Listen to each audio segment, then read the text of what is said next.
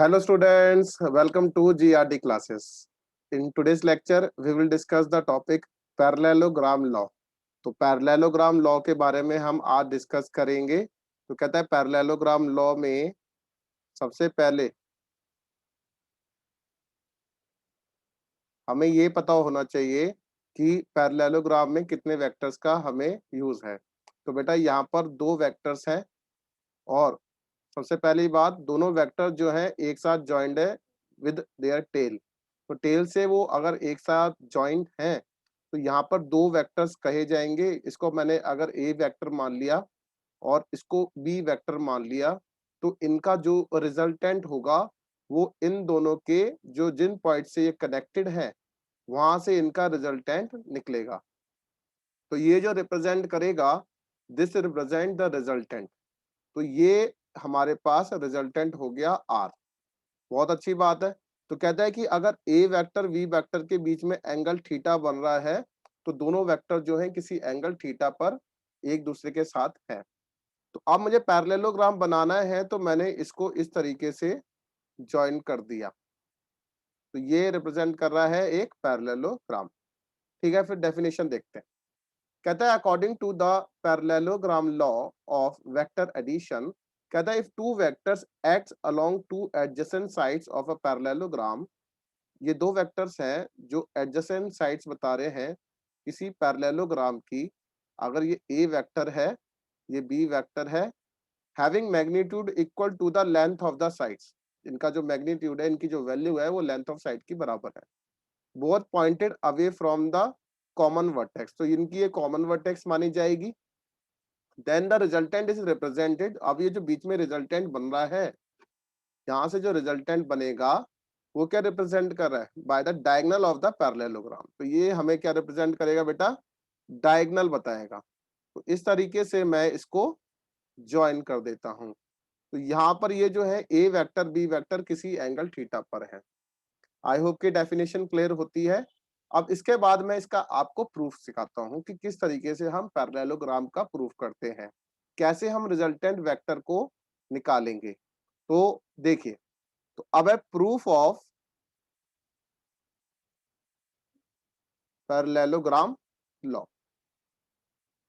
तो अब मैंने अब इन वेक्टर का जो ए वेक्टर बी वेक्टर हैं किसी एंगल थीटा पर थे, उनको फिर से रिप्रेजेंट किया। तो मान लिया जाए ये एक वेक्टर है, इसको हमने ए वेक्टर बोला है, और एक अनदर वेक्टर है जो इसी एंड पॉइंट से, दोनों सेम पॉइंट से सेम वर्टेक्स से जा रहे हैं। क्लियर? तो ये बन गया बी वेक्टर, ये बन गया हमारे पास ए वेक्टर। अब जो इनका रिजल्टेंट है बेटा वो एक इनके वर्टेक्स से, कॉमन वर्टेक्स से पास हो रहा है। तो ये हमारे पास बन गया इसका रिजल्टेंट। क्लियर? अब मैंने क्या करा, इन दोनों लाइंस को इस तरीके से मैंने ज्वाइन कर दिया सो दैट मैं इसका पैरेललोग्राम बना सकूं। आई होप कि ये पैरेललोग्राम आपको समझ में आया। ओके, अगर ये ए वेक्टर है तो ये वाली साइड भी ए वेक्टर रिप्रेजेंट करेगी। दोनों वेक्टर जो है वो किसी एंगल थीटा पर हैं इंक्लाइन। ठीक है ना?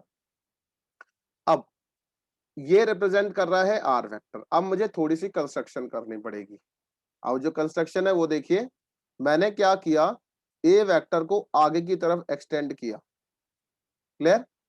और यहां से एक परपेंडिकुलर लाइन ड्रॉ करी, ठीक इस तरीके से। तो अगर यह मान लिया जाए ओ पी क्यू एस एक पैरेललोग्राम है तो इस पॉइंट को मैंने एम से रिप्रेजेंट किया है। अगर ए वेक्टर बी वेक्टर के बीच में एंगल थीटा बनेगा तो बेटा इस एंगल को भी हम थीटा की बराबर ही मानेंगे। अब ये वाली साइड मुझे गिवन नहीं है क्यू एम, और पी एम साइड भी मुझे गिवन नहीं है, that is P M side का मुझे नहीं पता कैसे निकलेगी। तो मैंने क्या करा, अब मैंने in triangle Q P M के अंदर मैंने साइन थीटा की आइडेंटिटी लगाई। तो अगर साइन थीटा निकालते हैं तो साइन थीटा होगा परपेंडिकुलर अपॉन हाइपोटेन्यूज। ठीक है? तो परपेंडिकुलर साइड जो है वो क्यू एम है, और यहाँ पर हाइपोटेन्यूज जो रिप्रेजेंट कर रहा है वो पी क्यू रिप्रेजेंट कर रहा है। पी क्यू जो है ये बी वेक्टर की बराबर माना जाएगा क्योंकि ओ एस के ये पैरेलल है। तो अगर मुझे क्यू एम साइड चाहिए तो नीचे मैग्नीट्यूड के टर्म्स में मैं पी क्यू वेक्टर ना लगा के जस्ट बी लिखूंगा। ठीक है ना। तो क्यू एम साइड जो हो गई वो बी साइन थीटा की बराबर मानी जाएगी। बी लेफ्ट डायरेक्शन में चले जाएगा, साइन थीटा से मल्टीप्लाई हो जाएगा। सिमिलरली अगर मुझे पीएम साइड चाहिए तो सेम ट्रायंगल के अंदर मैंने ऑल्सो कॉस थीटा भी निकाल लिया। कॉस थीटा जो होता है वो बेस अपॉन हाइपोटेन्यूज के बराबर है, ठीक है ना। तो हाइपोटेन्यूज बेस कितना है, दैट इज पीएम, और हाइपोटेन्यूज कितना है, दैट इज क्यूपी की बराबर, ठीक है ना। ओके, तो क्यूपी की जो वैल्यू है वो बी की बराबर है, तो मेरे पास पीएम की जो वैल्यू आ जाएगी, you can write QP cos theta और you can write B cos theta. तो मेरे पास पीएम की भी वैल्यू आ गई। इसको इक्वेशन 1 मान लेते हैं और इसको इक्वेशन नंबर 2 मान लेंगे। क्लियर। अब ये तो छोटा ट्रायंगल था जो मैंने यहाँ पर सॉल्व कर दिया। अब है मेरे पास एक बड़ा triangle, that is Q in triangle O M Q. तो यहाँ पर ट्रायंगल ओ एम क्यू है। तो इस ट्रायंगल में in triangle O M Q जो है आपको नजर आ रहा होगा, यहाँ पर ये बड़ा ट्रायंगल की बात कर रहा है। तो using Pythagoras theorem, using Pythagoras theorem, आप सभी को पता है कि जो ओ क्यू का जो स्क्वायर है वो ओ एम का square plus of Q M के स्क्वायर की बराबर है। क्लियर। तो O Q which represent R vector, तो यहाँ पर आर का स्क्वायर लिख देंगे। ओ एम जो है यहाँ पर पी एम की वैल्यू कितनी आई है, that is B cos theta. यहाँ पर ये कितना आया है, बी साइन थीटा। तो अब मैं ओ एम को ओपी प्लस पी एम लिख सकता हूँ, तो इसलिए मैंने यहाँ पर ए प्लस बी कॉस थीटा के साथ इसका स्क्वायर कर दिया। क्यू एम जो है वो बी साइन थीटा को रिप्रेजेंट कर रहा है, तो मैंने इसका स्क्वायर कर दिया, ठीक है। तो ये आर स्क्वायर हो गया और A plus B cos theta, तो मतलब A square plus B square की आइडेंटिटी लग जाएगी। A square B square cos square theta plus 2ab cos of theta बन जाएगा, और यहाँ पर बन जाएगा B square sine square theta. Clear. अब यहाँ पर और इन दोनों में बी स्क्वायर कॉमन निकल रहा है, as you know that sine square theta cos square theta जो है वो 1 है। ए स्क्वायर प्लस मैंने यहाँ पर बी स्क्वायर कॉमन निकाल लिया, यहाँ पर मैंने लिख दिया sign square theta plus of cos square theta, ठीक है, plus of 2ab cos theta लिख दिया, ठीक है। तो sign square theta plus cos square theta 1 के बराबर है। तो मैंने नेक्स्ट पेज पर क्या कर दिया कि आर स्क्वायर जो है वो A square plus B square plus of 2ab cos theta की बराबर आ जाएगा। तो ये मेरे पास एक आइडेंटिटी बन गई।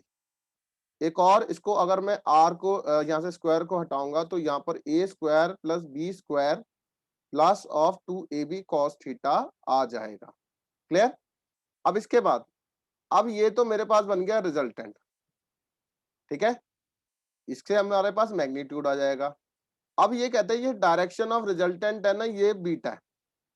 तो ये बीटा जो है ये एंगल है जितने पर हमारा जो रिजल्टेंट है वो इंक्लाइंड है। बीटा की वैल्यू कुछ भी हो सकती है, 30 डिग्री 40 डिग्री 50 डिग्री पर ये इंक्लाइंड हो सकता है। तो अगर मैं इसको दोबारा रिप्रेजेंट करता हूं तो ओ क्यू, इस तरीके से मैंने पॉइंट एम रिप्रेजेंट कर दिया और ये इस तरीके से रिप्रेजेंट करा है, ठीक है। तो ये बीटा था, ओके, ये पॉइंट पी था। तो अब ये जो पॉइंट आया था मेरे पास बी साइन थीटा आया था, ये पॉइंट आया है बी कॉस थीटा। क्लियर। तो अब हमारा टॉपिक है that is direction of resultant. Direction of resultant को फाइंड आउट करते हैं। तो direction of resultant is given by tan of beta, जो होता है किसकी बराबर है, तो in triangle O Q M में हम फाइंड आउट करेंगे। ये होता है परपेंडिकुलर बाय बेस। तो tan ऑफ बीटा जो बन जाएगा हमारे पास बन जाएगा B sine theta upon A plus B cos theta की बराबर। इस तरीके से हमने tan बीटा की भी वैल्यू को फाइंड आउट कर लिया। This is called direction of resultant. कुछ स्पेशल केसेस हैं जिसमें स्पेशल केस नंबर 1 है,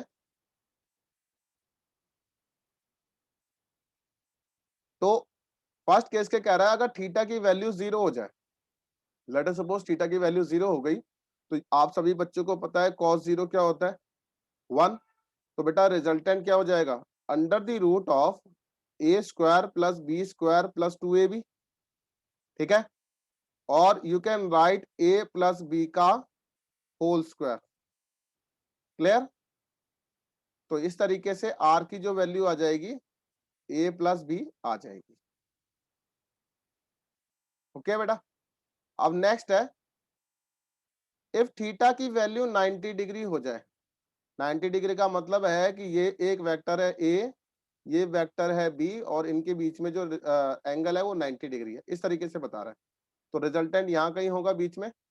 तो मैंने क्या किया cos 90 को आप सभी बच्चों को बताया ये 0 के बराबर है, तो r जो हो जाएगा वो under the root of a square plus of b square के बराबर हो जाएगा, क्लियर। तो ये मेरे पास इसकी भी वैल्यू आ जाती है। थर्ड केस कहता है इफ थीटा की वैल्यू 180 डिग्री हो जाए, तो यू नो दैट कि cos 180 जो होता है वो -1 के बराबर है, तो r जो है under the root a minus B का होल स्क्वायर बन जाएगा, तो r की वैल्यू आ जाएगी a माइनस बी। तो इस तरीके से हमने डिफरेंट डिफरेंट वैल्यूज को फाइंड आउट करके डिफरेंट डिफरेंट वैल्यूज और डिफरेंट डिफरेंट एंगल पर हमने डिफरेंट डिफरेंट वैल्यूज को फाइंड आउट किया है। तो मेरे ख्याल से आज के लेक्चर में आपको इसकी डेफिनेशन क्लियर होनी चाहिए, ठीक है। उसके बाद आपको इसकी डेरिवेशन क्लियर होनी चाहिए, इसका प्रूफ क्लियर होना चाहिए, और इसके बाद इसके कुछ स्पेशल केसेस हैं ये क्लियर होना चाहिए, ठीक है। नेक्स्ट क्लास में हम इससे रिलेटेड कुछ न्यूमेरिकल्स करेंगे। अभी तक के लिए थैंक यू वेरी मच।